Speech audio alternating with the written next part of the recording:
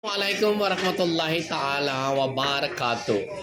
Well, ngayong araw na ito, mukhang masipag yung mga kasamahan ko dito sa bahay. Ang dami nilang niluto, masya Allah.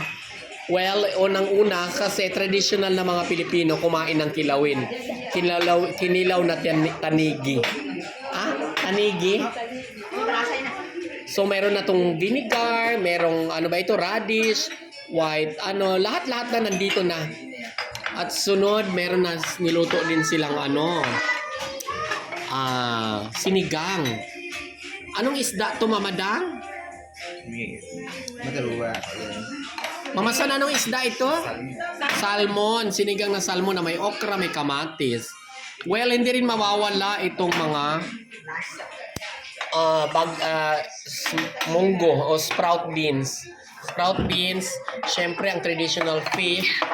Ang kimchi, siyempre gumawa rin ni Mama So ng kimchi. Si Mama Dils gumawa ng... Ano ito, Mama Dils? Salad, ano ba ito? May mayonnaise. Vegetable mix salad. At tapos ito, beef.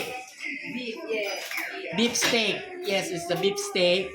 Then, syempre, hindi mawawala yung side dish na mangga ng hilaw, kalamansi at sili. Tapos, siyempre, ano ito, Mamadang?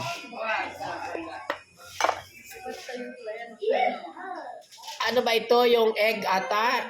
Ginawa ninyo? Tapos ito, egg roll. Ito, yung cucumber. Tapos, ito naman ang yung chips. Banana chips. Uy, sarap nilang gumawa ng kimchi, ha? Improving, kasi. Improving. Ito rin ang...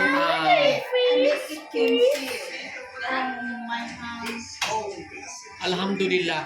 I wish sana ngayong Ramadan we can cook all of this. Inshallah, amin. This is a good food. Oh, look at this. This is the most amazing kinawin. Sarap, Mama Deals. And this one? Yeah, I saw the honey. Where is the honey? I saw the honey. This honey is very delicious as well. Pure honey ito. It's the most delicious honey in the town. Okay. Maraming salamat sa panonood. Assalamualaikum warahmatullahi ta'ala wabarakatuh.